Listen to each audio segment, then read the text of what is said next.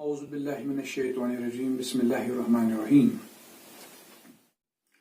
نحمد ونصلي على رسول الكريم أما بعد رب اشرح لي صدري ويسر لي أمري واحلل عقدة من لساني يفقهوا قولي رب هب لي من الصالحين ربنا هب لنا من أزواجنا وذرياتنا قرة العين واجعلنا للمتقين إماما أما بعد وصلى الله تعالى على خير خلق محمد وعلى آله وصحبه أجمعين.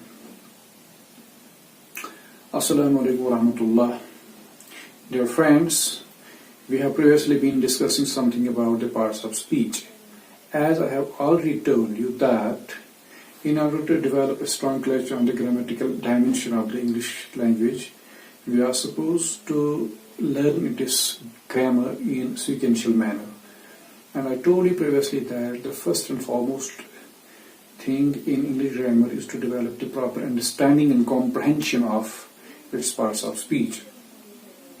And since we have previously, discussed one of the part of the speech, and that is, noun, and we have also discussed its typology in, in a broader manner. Now, and also we have discussed one or two types of the pronoun as well. And now, today, we'll be talking something about, the interrogative pronoun, which is also one of the kinds of the pronoun.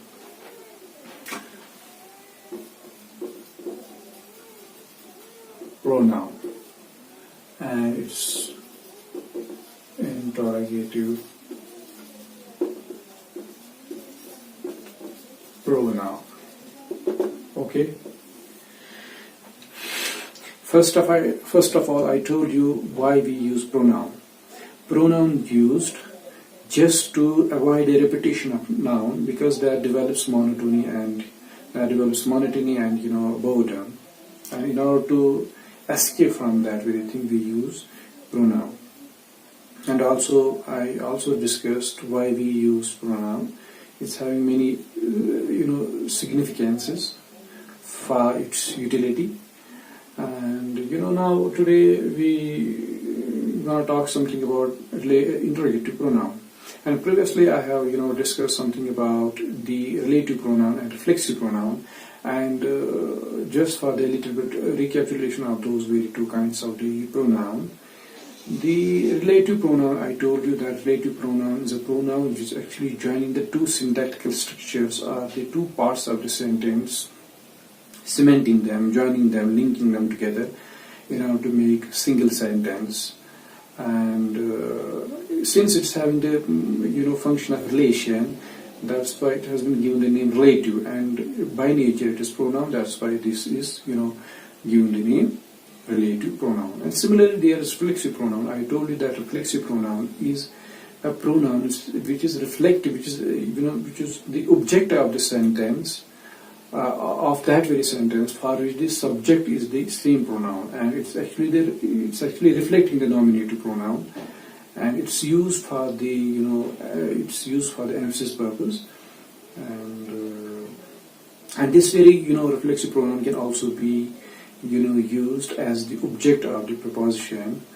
And for example, there is a sentence that he told a story about himself. So, about, since is the preposition in this very sentence, and himself is acting as the object of this very sentence. So we can say that it is the object of this very sentence having the preposition about. Okay. Now today we are gonna talk something about the interrogative pronoun. What the interrogative pronoun actually is. First of all, what interrogative? This word is also self-explanatory word. Interrogative means which is developing some sort of question, okay? And pronoun. So a pronoun which is developing question in the sentence is supposed to be called as the interrogative pronoun. For example, there are different pronouns which are acting as interrogative pronoun. For example, there is who, whose, whom,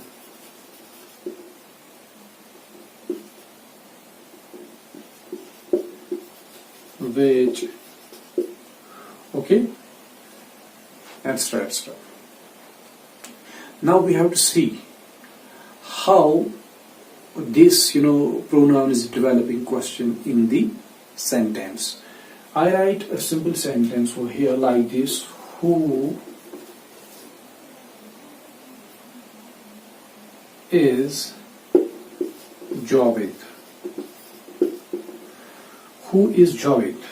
Who is Javed? This is a sentence, simple sentence. This is okay.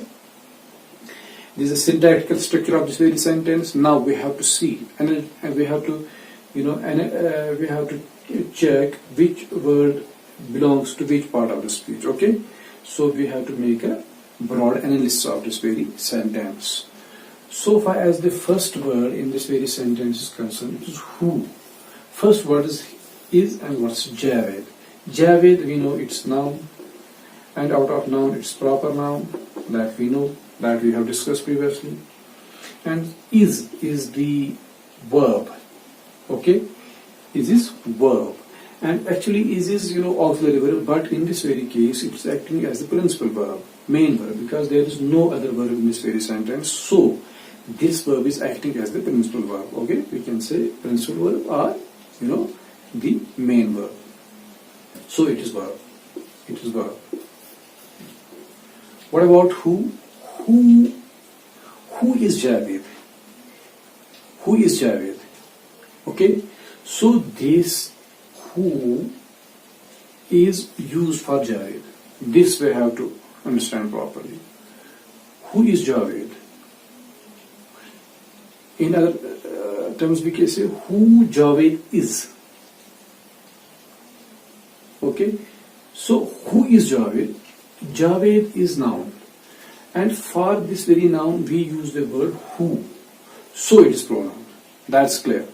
So it is pronoun. That's clear. But since it is developing the question in this very sentence, so it will be categorized as the interrogative pronoun. Okay, you got it?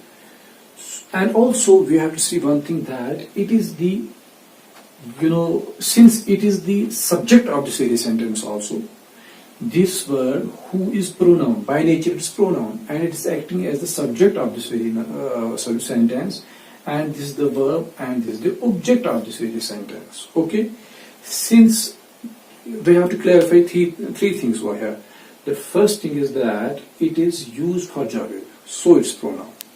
The second thing is that it is developing question in this very sentence, so it is interrogative.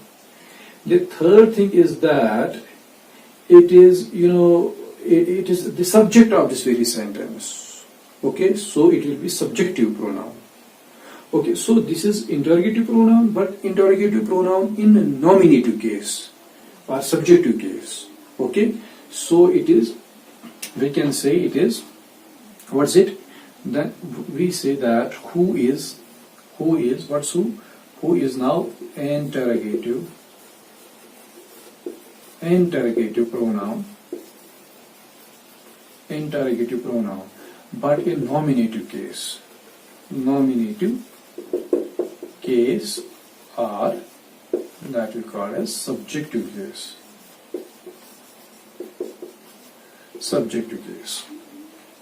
So we clarified three things regarding this very word who. Okay, first we clarified that it is used for Javed. Javed is noun, so it will be pronoun. Okay, this thing. The second thing is that since it is developing the question in this very sentence, so it will be interrogative pronoun. Okay. The third thing is that since it is acting as the subject of this very sentence or sentence, so it will be nominative or subjective. So its case will be nominative or subjective. So three things we got clarified regarding this very word who. First thing, it is pronoun. Second, it is interrogative. Third, it is subjective. So we can say it is subjective interrogative pronoun or nominative interrogative pronoun, or simply we can say interrogative pronoun in nominative case or subjective case. This is about